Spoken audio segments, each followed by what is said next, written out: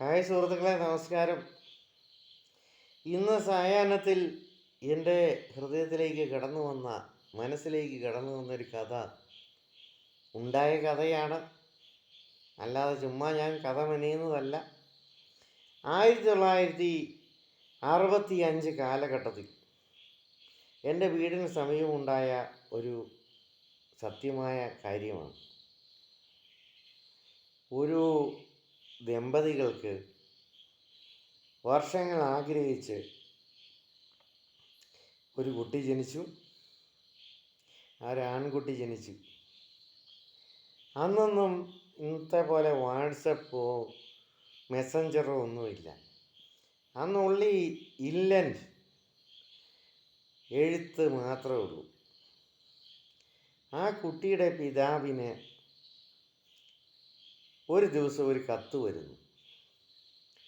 താങ്കളുടെ മകനെ 1,00,000 രൂപ തന്നില്ലെങ്കിൽ തട്ടിക്കൊണ്ടു പോകുമെന്ന്.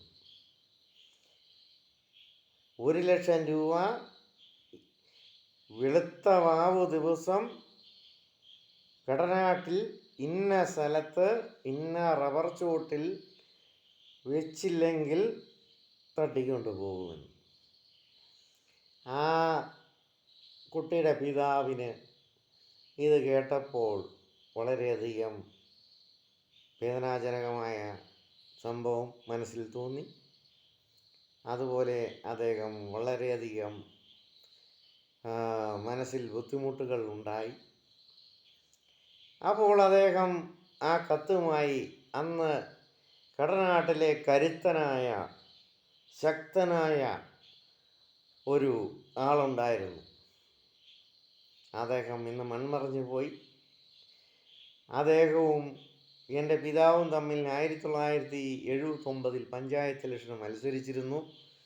7 വോട്ടിന് അദ്ദേഹം എൻ്റെ പിതാവിനെ തോൽപ്പിച്ചെങ്കിലും അദ്ദേഹം എൻ്റെ പിതാവിന് ഒരുപാട് ഉപകാരങ്ങൾ ചെയ്തു. അദ്ദേഹം മൺമറഞ്ഞു പോയതിനാൽ ഞാൻ പേരോ കാര്യമോ വെളിപ്പെടുത്തുന്നില്ല. അദ്ദേഹം ഒരുപാട് ഉപകാരങ്ങൾ എനിക്കും എൻ്റെ പിതാവിനും ചെയ്തു. 7 വോട്ടിന് അദ്ദേഹം എൻ്റെ പിതാവിനെ തോൽപ്പിച്ചു, അതൊക്കെ സമ്മതിച്ചു. പക്ഷേ ജയിച്ചു വന്നപ്പോൾ ഒരുപാട് ഉപകാരം ചെയ്തു. അന്ന് അദ്ദേഹം മതിച്ചു വരുന്ന ഒരു ആനയെ അടിച്ചിരുത്താനുള്ള ആരോഗ്യവും ശേഷിയുമുള്ള മനുഷ്യനായിരുന്നു. ഉടനെ ഈ കുട്ടിയുടെ പിതാവ് അദ്ദേഹത്തോട് പോയി കാര്യം പറഞ്ഞു. ഇങ്ങനെ ഒരു ലെറ്റർ വന്നു, നമുക്കെന്താ ചെയ്യേണ്ടത്? അദ്ദേഹം പറഞ്ഞു, ഒന്നും പേടിക്കണ്ടെന്ന്.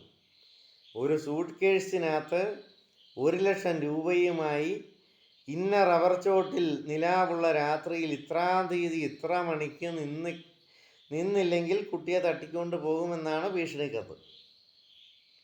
അദ്ദേഹം പറഞ്ഞു, ഒന്നും പേടിക്കണ്ട ചേട്ടൻ ഈ പറഞ്ഞ ഡേറ്റിൽ പറഞ്ഞ സമയത്ത് പറഞ്ഞ റബ്ബർ ചോട്ടിൽ ചേട്ടൻ സൂക്കേഴ്സുമായിട്ട് അങ്ങ് നിൽക്കുക, ബാക്കി കേസ് ഞാൻ ഏറ്റു എന്ന് പറഞ്ഞു. അദ്ദേഹത്തെ പറ്റി ഞാൻ വീണ്ടും പറയുകയാണ്, മതിച്ചു വരുന്ന ആനയെ വരെ അദ്ദേഹത്തിൻ്റെ ഒറ്റയടിക്ക് ആന ഇരുന്നു പോകും. അത് കൂട്ട് കാരിരുമ്പിൻ്റെ കൈകളാണ് അദ്ദേഹത്തിൻ്റെ.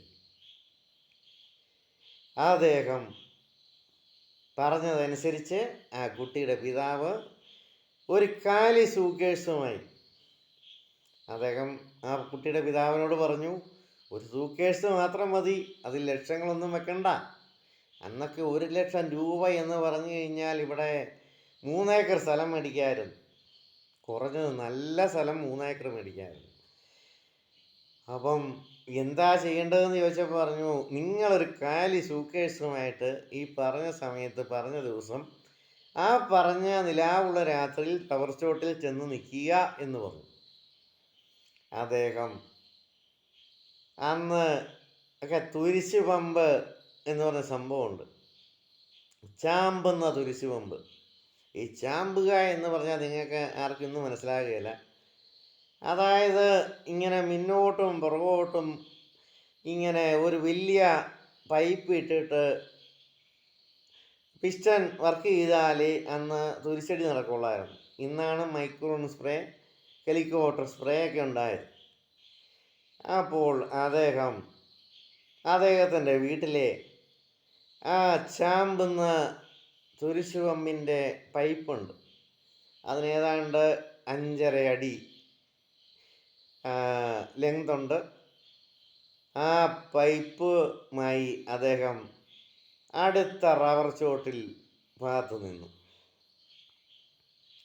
ഏതായാലും സംഗതി സത്യമായിരുന്നു.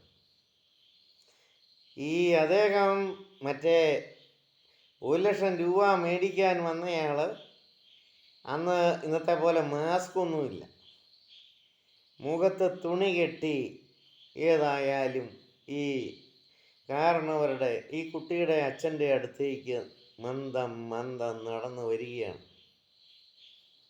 മന്ദം നടന്നു വന്നു. ഉടനെ ഈ കുട്ടിയുടെ അച്ഛൻ സൂക്കേഴ്സ് അങ്ങ് കൊടുത്തു. ഇതൊക്കെ നമ്മൾ സിനിമയായി കണ്ടിട്ടേ ഉള്ളൂ. ഇത് യഥാർത്ഥമായി എൻ്റെ വീട്ടിൻ്റെ സമീപത്ത് നടന്ന കഥയാണ്. ഈ സൂക്കേഴ്സ് അങ്ങ് കൊടുക്കുകയും ഈ കടനാട്ടിലെ കരുത്തനായ എൻ്റെ പിതാവിനെ 7 വോട്ടിന് തോപ്പിച്ച അദ്ദേഹം ആ തുരിശ് പമ്പിൻ്റെ ആ പൈപ്പിന് നടുവിന് ഒറ്റയടിക്ക് അവൻ കമിഴ്ന്ന് വീണു. അവനെ അദ്ദേഹം കീഴ്പ്പെടുത്തി അവൻ്റെ മാസ്ക് ഇന്നേ ഉള്ളൂ. അവൻ്റെ മുഖത്ത് കെട്ടിയേക്കുന്ന തുണി വലിച്ച് പറിച്ചപ്പോൾ ഈ ശക്തനായ ഈ അടിച്ച ആളുടെ സ്വന്തക്കാരനായിരുന്നു അദ്ദേഹം.